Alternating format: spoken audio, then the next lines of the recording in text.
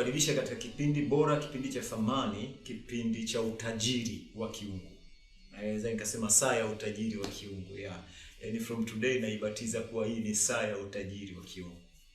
Au nakukaribisha katika saa ya utajiri wa kiungu. Naitwa Kristo Oscar. Mimi Kristo Oscar naendelea na somo lile ambalo nimekuwa naendelea nalo. Kumbuka kichwa kikuu cha somo ambalo nimekuwa naendelea nalo ni kulijenga hekalu. Na leo nataka niongee kipengele cha kwanza. Katika kulijenga hekalu niliongea kuhusu msingi.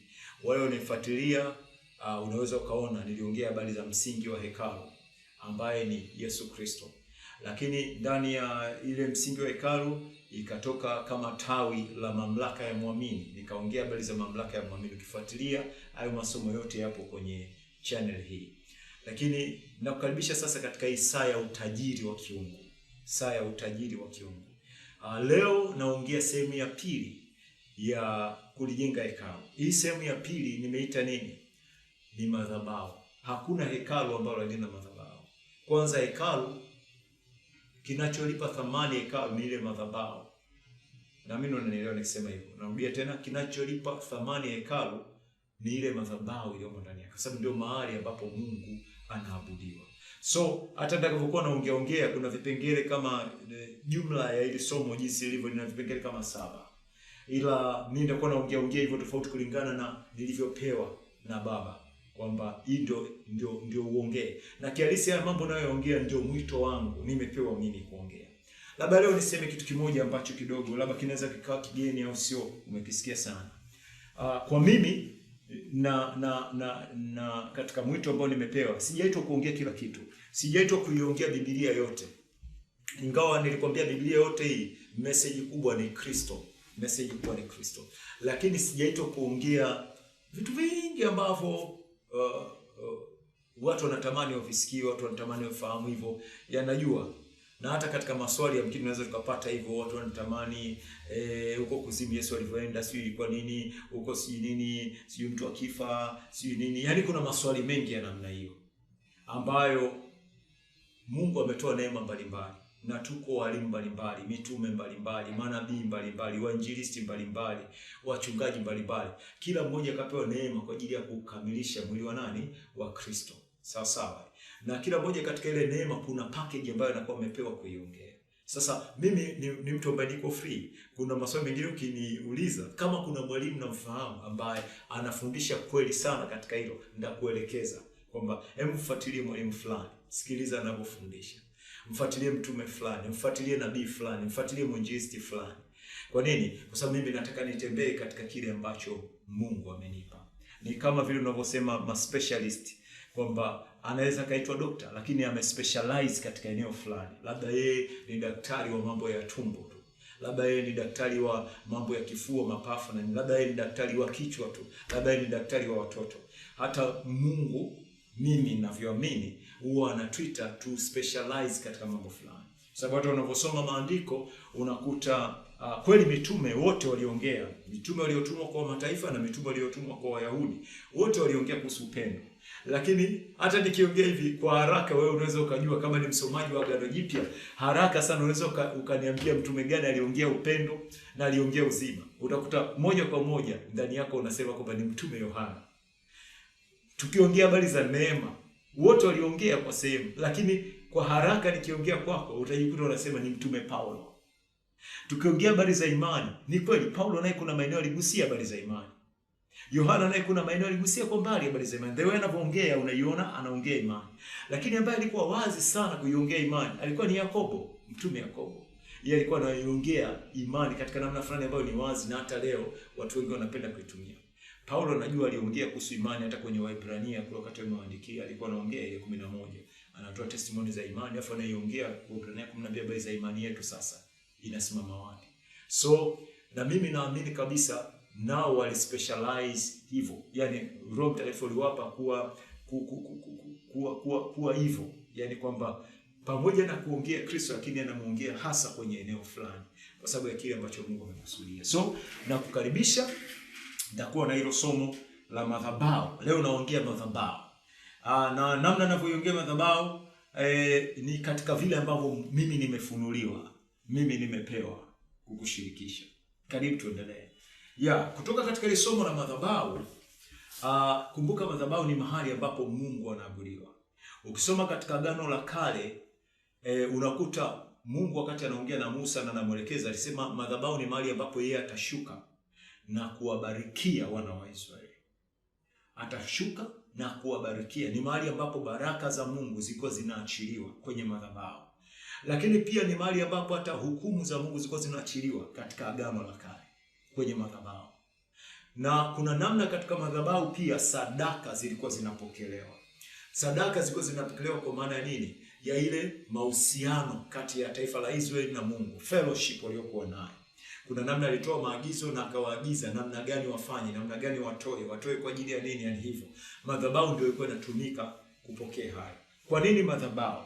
Kwa sababu madhabahu wakati wote inaleta muunganiko kati ya ulimwengu wa roho kuja kwenye ulimwengu wa mwili, au kutoka kwenye ulimwengu wa mwili kwenda kwenye ulimwengu wa roho. Madhabahu inafanya hiyo kazi. Na moja kati ya vitu ambavyo madhabahu ina nguvu sana, madhabahu inasimama kama shahidi wa yale yanayofanyika pale. Lakini pia madhabahu inatakasa. Madhabahu, moja ya nguvu ya madhabahu, nikisema madhabahu inatakasa sio ile mbao, manake ni yale yanayotendeka katika madhabahu. Yale ndio yanafanya utakaso utokee, ukombozi utokee, uponyaji utokee, uokovu utokee, au laana itokee. Ni yale yanayofanyika katika madhabahu. Mfano kama ukisoma kwenye Agano la Kale kule Mwanzo 22, unakuta habari za Abraham alipoenda kwenye kumwabudu Mungu, akajenga madhabahu, akamtoa Isaka. Mungu alivyomzuia kwamba simtoe, malaika wa Mungu akamzuia simtoe Isaka, akaona mwana kondoo ambaye kihalisi niliongea kwenye masomo yangu ya nyuma nikasema alikuwa Kristo katika fumbo.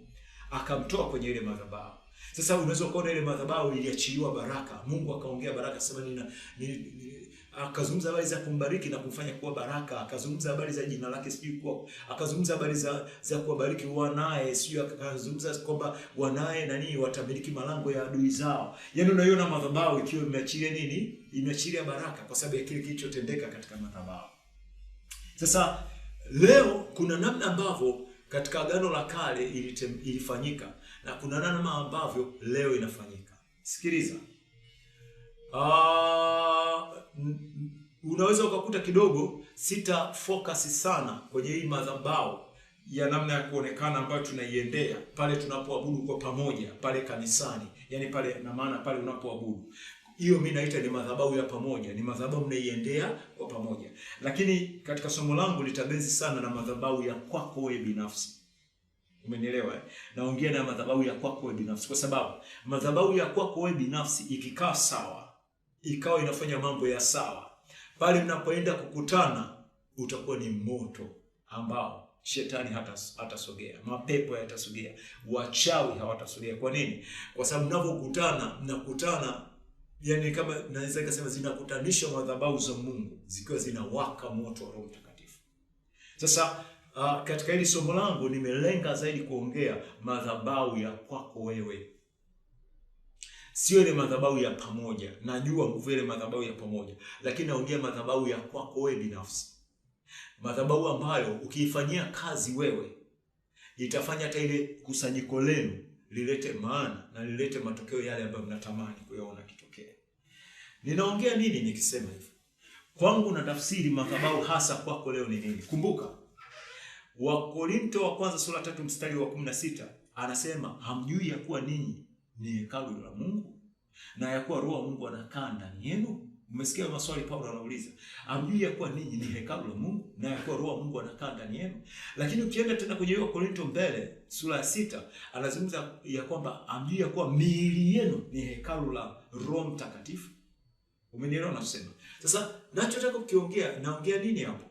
Kama mwili, kama wewe ni hekalu la Mungu, hakuna hekalu ambalo halina madhabahu. Kwa sababu sifa ya hekalu ni madhabahu iliyomo ndani yake. Na wakati wote ukisikia kinazungumzwa kitu kama hekalu, kwa mtu mwenye ufahamu wa mambo ya ibada, lazima anajua kama kuna hekalu basi lazima kuna madhabahu. Kwa sababu kinacholipa nguvu ile hekalu na ile Mungu anaabudiwa pale ni pale kwenye ile madhabahu ambapo anaabudiwa kwa yale yanayofanyika pale. Hivyo unanielewa ninachosema? Sasa mimi ndio nasimama hapo nikiwa naongea na madhabahu ya kwako wewe binafsi. Unajua Mungu hapa alifanya kitu kikubwa sana. Naweza nikasema hivi, Ukristo au Wakristo ndio watu pekee duniani wenye Mungu anayetembea naye.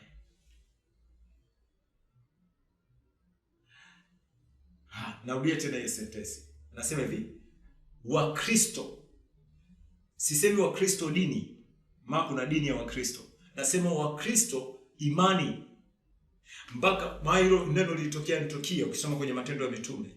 Lilitokea Antiokia, waliitwa Wakristo. Sio hivyo lilivyounganishwa Wakristo kama neno moja. Lile ukilifuatia kule lilivyoandikwa ni wa. Alafu pana nafasi, alafu imeandikwa Kristo herufi kubwa. Kwa maana hawa ni wa Kristo. Ni kama niulize, hawa ni wanatokea wapi? Hawa ni wa Tanzania. Sisi tunaikusanya kama wa Tanzania, lakini kihalisi ni kama inatakiwa isomeke wa Tanzania. Tanzania ni kama ndio inayowamiliki hao. Ndio tafsiri yake. Na kama hata hiyo tunapozungumza wa Kristo, maana yake ni kama wanamilikiwa na huyo Kristo. Wa Kristo. Wa Kristo. Umenisikia nachosema? Wa Kristo. Kristo inaanza K, inaanza na herufi kubwa. Na jina lilianzia pale. Kwa nini? Kristo alivyolileta agano lake, kuna namna mambo yalibadilika. Kumbuka Yohana sura ya 4 mstari wa 23 mpaka 24 anazungumza habari za watu watakaomwabudu Mungu katika roho na kweli. Akiwa anahamisha ibada kutoka kwenye hekalu la kimwili na kuileta ndani ya mtu. Kwa maana Mungu aliamua sasa kumfanya mtu kuwa hekalu lake. Alichoka kukaa katika lile hekalu lilofanywa na kazi ya mikono ya mwanadamu. Akaamua kukaa kwenye hekalu ambalo amelifanya yeye. Umenielewa nasema? Si unakumbuka mwanadamu aliumbwa na Mungu? Si unakumbuka Adamu alifinyangwa na Mungu? Kwa hiyo manake mwanzo wa kuumbwa kwako sio kuzaliwa na mama yako na baba yako. Mwanzo wa kuumbwa kwako ni Mungu. Mungu ndiye aliyekufinyanga katika udongo, akakupulizia pumzi ya hai, ukawa nafsi hai. Na leo umepokea Roho Mtakatifu, umekuwa roho mwenye kuhuisha. Umenielewa nasema? Sasa wewe uliumbwa na Mungu. Mission ya Mungu na inaonekana ni kwamba wewe alitaka uwe hekalu lake, na amekufanya kuwa hekalu lake katika Kristo. Wewe umefanyika kuwa hekalu ambalo Mungu anakaa ndani yako. Na kule kukaa ndani yako, maana yake kuna madhabahu ambayo ndani yako unakutana na nani? Na Mungu. Mahali ambapo wewe unapata connection ya ulimwengu wa roho, ya kutoka kwenye ulimwengu wa mwili kwenda kwenye ulimwengu wa roho, na kutoka kwenye ulimwengu wa roho kuja kwenye ulimwengu wa mwili. Maana yake ndani yako, kwa sababu sasa wewe ni hekalu la nani? La Mungu. Umenielewa nasema? Wewe ni hekalu la Mungu. Narudia tena, wewe ni hekalu la Mungu sasa. Iweke vizuri hiyo ndani. Paulo kuiongea tu ina maana na ina nguvu kubwa. Wewe sasa hivi ni hekalu la Mungu. Maana sasa hivi kama uko Posta, hekalu la Mungu liko Posta.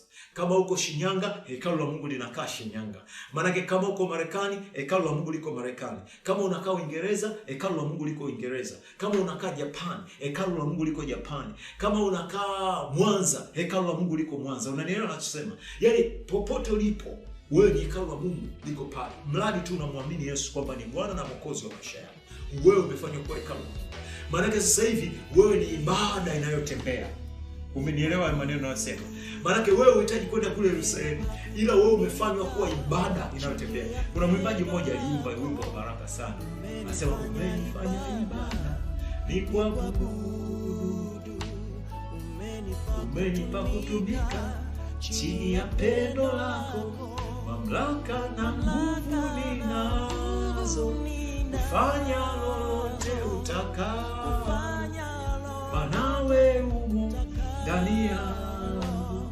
Alimba wimbo rohoni sana, alafu katika kweli, katika roho na kweli. Yaani huo wimbo ni katika roho na nini? Na kweli. Wewe umefanywa kuwa hekalu. Alafu sasa hivi yeye anaishi ndani yako, akai mbinguni, anakaa ndani yako kwa njia nini? Ya roho wake na neno lake. Umenielewa? Anakaa ndani yako kwa njia ya roho wake na neno lake, au kwa njia ya roho wake na kweli. Umenielewa ninachosema? Sasa tukao tumekubaliana hivyo kwamba wewe ni hekalu. Ndani ya hekalu kuna madhabahu. Asa hapa ninachoitafuta ni ile madhabahu ya kwako wewe. Achana ile madhabahu, nimesema achana ile madhabahu unayokusanyika kule kanisani. Madhabahu ya kwako wewe binafsi, kwa sababu hapa na deal na wewe. Unajua katika uhalisia wewe ndio kanisa. Kanisa sio lile kusanyiko lenu la pale mliokusanyika wengi. Kihalisi kanisa ni wewe.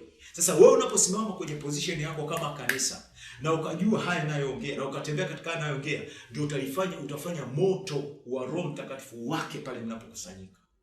Naeleweka nasema, na Mungu adhihirike. Wewe ni hekalu la Mungu. Mwili wako ni hekalu la Mungu. Madhabahu ya Mungu iko wapi? Madhabahu ya Mungu ni nini kwako? Madhabahu ya Mungu ni moyo wako. Umeniona nasema? Kuna neno moja Yesu aliliongea, ila aliliongea kabla watu hawajaelewa, kwa sababu haya mambo yalikuwa hayajawa wazi sana. Alisema kwenye Mathayo 15 mstari wa 8, akasema watu hao niabudu kwa midomo, ila mioyo yao iko mbali nao. Kwa hiyo kumbe kumwabudu Mungu sio kinywa, sio maneno tunayoimba, sio maneno tunayosema, ila kumwabudu Mungu hasa ni moyo. Wapi? Sababu Mungu huabudiwa kwenye madhabahu. Mungu anapokea ibada kwenye madhabahu. Umenielewa nasema? Na kwa Yesu kuyasema haya maneno, anafunua kabisa kwamba mtu anapofanya kitu kwa moyo, sio kwa mwili. Nisema kwa moyo, na maanisha kwamba zipo nyakati katika kanisa tunafanya mambo mengine ni mazuri kwenye macho ya watu, ni mambo mazuri kabisa. Yawezekana mtu anaomba, yawezekana mtu amefunga, yawezekana mtu anafanya vitu fulani vya kidini. Activities, naita activities za kidini, ambazo watu wakimuona wanamuona ni mtu wa rohoni, ni mtu mchaji wa Mungu. Lakini kama moyo wake haujaambatana na anachofanya, kama moyo wake sio source, sio chanzo cha anachofanya, anapoteza muda, anafanya bure, kama Yesu alivyosema kwamba watu hao uniabudu bure. Na maanisha nini? Mfano, mtu anaomba, yuko kwenye maombi. Nimeona hiyo mara nyingi. Mtu anaomba, labda wakati mwingine anaomba, ananena kwa lugha. Unamwona mtu ananena kwa lugha, afu ametoa smartphone yake, ameweka mkononi, afu anabonyeza, anachati. Hivi ukiwa mkweli, mind ya huyo mtu na moyo wake uko kwenye anachoomba au uko kwenye smartphone anayobonyeza? In the real sense utaniambia yuko kwenye smartphone. Kufika mahali ambapo moyo wako ukabaki unaomba, alafu mind yako ikaweza kufanya vitu vingine, ni level ya juu. Najua hiyo level ipo, lakini ni level ya juu sana ambayo sio wengi wameifikia. Kwa sababu kihalisi kuna mtu wa ndani na mtu wa nje. Na mtu wa ndani na mtu wa nje wanavyohusiana na Mungu ni tofauti. Kuna wakati mtu wa ndani anavyohusiana na Mungu, mtu wa nje anaweza kama anaendelea na shughuli zake nyingine tu, anaendelea na shughuli zake nyingine kama kawaida. Lakini mtu wa ndani akawa yuko kwenye mahusiano na nani? Na Mungu. Ila hiyo ni level ya watu waliojizoeza sana ndani yao, ambayo haya nayoongea ndio atakupeleka huko ambako mimi natamani ufike. Nikiwa na maana gani? Naamini wewe kama ni mcha Mungu utakuwa umetokewa na mambo haya. Kuna nyakati unaweza ukajikuta umeamka au unafanya kazi au unafanya jambo fulani, ila ndani yako unasikia kuna wimbo fulani unaimba, labda kumtegemea Mwokozi kwangu tamu kabisa. Yaani unasikia hiyo wimbo unaimba, huo wimbo wa tenzi unaimba ndani yako. Alafu huo wimbo hauna chanzo kwenye akili yako. Sio, unanielewa nikisema hivyo? Yaani huo wimbo hauna chanzo kwenye nini? Kwenye akili yako. Yaani sio wimbo ambao umekuja kwenye akili, ukaukumbuka, alafu kaanza kuimba. No. Yaani ni kama mtu kaweka radio, radio fulani ndani yako. Afu wimbo from nowhere unaanzia tu mle ndani. Akili yako iko inafanya mambo mengine, tunaendelea na shughuli zingine. Ila kwa ndani mle moyo wako unasikia huo wimbo. Unasikia huo wimbo ambao kuna wengine wanachukua mpaka anaweza kaanza kuimba. Sasa hicho ndio tunachokiongea. Kile kinachofanya ule wimbo uimbe, au kuna hali fulani ya meditation ya maneno fulani ya Kristo inaendelea ndani, au kuna maombi fulani yameletwa ndani yako, ile ni kazi ya utu wa ndani. Au naweza nikasema ni kazi ya Roho. Maanake kuna namna fulani Roho ana communicate, anawasiliana na Mungu, ambayo inavuka huu mwili wa nje. Sasa hiyo ndio ninayopenda kwamba tufikie hapo. Na hiyo ndio ibada ya kweli. Sasa kama mtu atafanya ibada ambayo inatokea kwenye hiyo, inatokea kwenye hiyo ibada huwa ni ibada inayopokelewa na Mungu moja kwa moja. Kwa sababu ni ibada iliyoanzishwa na Roho, sio na akili. Na ndio maana leo tunazo nyimbo nzuri sana ambazo ziko kwenye akili, ila hatuoni madhihirisho ya Mungu katikati yetu. Sauti nzuri, vyombo vizuri, ila hakuna nguvu za Mungu. Hatuoni uponyaji wa Mungu. Nimezoea kuona hivyo, na hata kanisani natokea hivyo. Mtu akija mgeni, kuna hali fulani ambayo imo ndani yake, labda vifungo vya mapepo, labda magonjwa. Akija kanisani, tunavyoendelea na ibada, nimeona sasa mara kadhaa mapepo yanalipuka. Kuna vitu vinamwachilia mtu. Atakuja alihuzunika, atakuja alikuwa amechoka, na inuka mwenye nguvu. Anainuka akiwa ameuishwa. Wengine mapepo yanalipuka. Sio kwamba tunakemea mapepo, ila tunapofanikiwa kuanza kufanya ibada katika roho na kweli, ile ibada yetu huaga inatibua vyote visivyotakiwa, vinasukumwa nje. Alafu vile vinavyotakiwa vinabaki. Alafu kuna vitu vingine vinatakaswa zaidi. Maana yake vichukue sura na mfano wake. Yeye ambaye ni kichwa cha mambo yote, ambaye ni nani? Ni Kristo. Umenielewa ninachosema? Naongea nini? Naongea moyo. Moyo ndio madhabahu. Na kutoka kwenye moyo, maisha yetu yanapokea sura. Maisha yetu yanapokea badiliko. Maisha yetu yanadhihirisha Mungu. Tukipuuza moyo na kuacha moyo uzunguke unavyotaka, inagharimu maisha yetu. Unanielewa nasema? Wakati wote kuna vitu hapo natamani niviongee ambavyo nilikuwa nimevinukuu. Mungu wakati anaongea na mimi nikaamua niviandike kabisa. Wakati wote Mungu anapotaka kukujaza wewe, kuachilia manake baraka zake na udhihirisho, huwa anachowasiliana nacho kwako ni moyo wako. Kwa nini? Moyo wako ndio madhabahu ambayo Mungu huweza kushuka na kuachilia baraka katika maisha yako. Na ndio maana hata tukienda mahali pa kusanyiko, yule mtumishi wa Mungu hata kama ameomba, hata kama labda amefunga, nguvu za Mungu zipo, akaachilia baraka, akatamka mambo fulani kutokea kwa maisha yako, kama moyo wako haujakaa mahali unapotakiwa, ni kama kutwanga maji kwenye kiu. Hakuna kitu kitatokea kwenye maisha yako. Hiyo ndio ukweli. Lazima moyo wako ukutwe mahali, lazima moyo wako ukae mahali ambapo ibada zako zitaanza kuleta maana. Ibada zako hazitatoka katika mwili, ibada zako zitatoka katika moyo. Kama Yesu anavyosema watu wao uniabudu kwa midomo. Lazima tutoke kwenye level ya kumwabudu Mungu kwa mdomo. Kumwabudu kwa mdomo vipi? Manake nasema mambo mengine, moyo uko kwingine. Mfano naomba, Baba katika jina la Yesu, naomba uonekane, Baba ingilia kati, Baba sifanye nini, lakini moyo wangu unazunguka kwingine. Au nanena kwa lugha kama nilivyosema, rebebo rakare rebe kakaka zebe kuzaba ebebo sababa, huku nanena kwa lugha, huku moyo wangu, yani mawazo yako mbali. Yako mbali. Labda nawaza huyu mke wangu, sio kwa nini anafanya hivi. Labda nawaza watoto, labda nawaza biashara, labda nawaza sio vitu gani. Mawazo yako mbali, hayako katika Mungu. Kuomba kwangu ni bure. Ndio maana leo kumekuwa na dhiaka nyingi kuhusu kuomba kwa roho. Yaani ulimwengu unadhiaki kanisa. Unaona maigizo, watu wanageza kuomba kwa roho, wanaigiza pale wanageza mchungaji sio nini. Yaani imekuwa dhiaka. Kuomba kwa roho sio kitu cha dhiaka, ni kitu kitakatifu sana. Kumbuka, ukisoma katika Biblia ni jambo ambalo tumepewa sisi watu wa agano jipya. Sisi watu tuliokolewa katika agano bora. Israeli katika yote aliyoyaona, yote aliyotembea, hawakuwahi kupewa hiyo siri. Ila sisi tumepewa. Lakini kwa nini leo tunashindwa kuipata ile nguvu iliyomo ndani ya hiyo siri? Kwa sababu mioyo yetu iko mbali na kile kitu. Iko mbali. Kwa nini mioyo yetu iko mbali? Kwa sababu mpaka tunakotoka, mpaka tunavyoingia kwenye maombi, hatujakaa katika hiyo remu ya maombi. Wengi tumezoea kukaa Kiyahudi, kuomba Yerusalemu. Leo tunazo Yerusalemu zetu. Yerusalemu zetu ni wapi? Ni kule unakoenda kanisani. Na kule nyumbani, yani ukirudi nyumbani ndio mahali unaweza kwamba sasa hivi ni muda wa maombi. No. Prayer time is all the time. Wakati wa maombi ni wakati wote, popote ulipo waweza kuomba. Kwa nini? Kwa sababu maombi sasa ni katika roho na kweli. Maana maombi sasa yanafanyika ndani ya moyo na kupitia ile kweli ya Kristo. Kwa hiyo ndani ya moyo mule waweza kuomba. Ziko nyakati waweza kuomba kwa sauti ikasikika, lakini ziko nyakati waweza kuomba Mungu kwa Mungu, ndani kwa ndani. Umenielewa nasema? Kuna siku nilikuwa nawaambia kanisani, nikamwambia jamani, tusishindwe na wachawi. Unaniona nasema, mchawi anaweza kama amekaa tu hapa ametulia kimya kama anashangaa, ila roho yake iko mbali.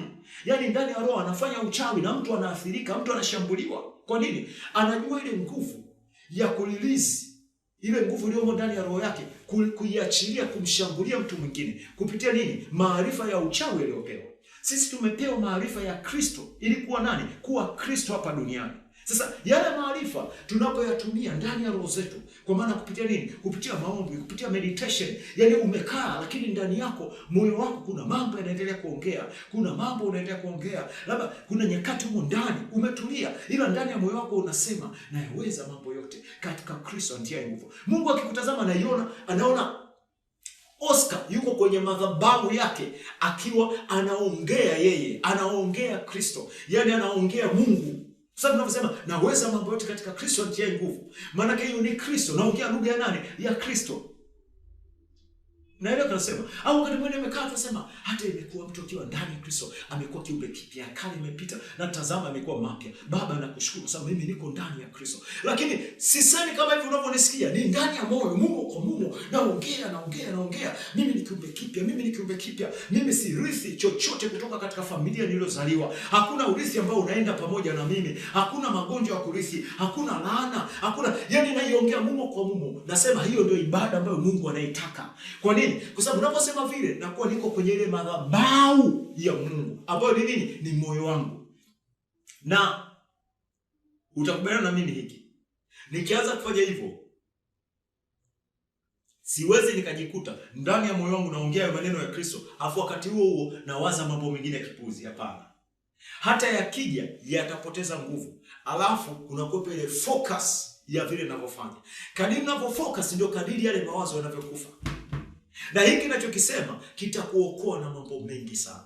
Nimeona, ninafahamu hata sasa kimeniokoa na mambo mengi sana. Kuna nyakati nilikuwa unakwazika tu kirahisi. Na unajua hakuna, kwa sisi tuliooa, hakuna mtu anayekwaza kwa haraka na kirahisi kama mwanandoa mwenzako. Wengine wote huko nje waweza kuvumilia kidogo. Ila sio kwa nini misiele, labda ni experience ambayo mimi nimekuwa nayo. Ila wale wanandoa zetu, labda mume wako au mke wako huwa akiteleza kidogo kanani, unaweza ukashangaa inakuwa kitu kikubwa. Kwa nini? Kwa sababu ya aina ya meditation ambayo inaendelea. Sasa nilipogundua siri hii za madhabahu ya Mungu kwamba ni moyo wangu, na nikaanza wakati wote kuhakikisha niko kwenye hiyo madhabahu. Nikiwa nafanya nini? Nikiwa naomba kwa njia nini? Ya meditation. Kwa nini? Kwa sababu neno lake linasema atukuzwe Mungu Baba wa Bwana wetu Yesu Kristo, awezaye kutenda mambo makubwa mno kuliko yale tuyaombayo au tuyawazayo, kwa kadri ya nguvu itendayo kazi ndani yetu. Anaongea hivi. Umenipa kutumika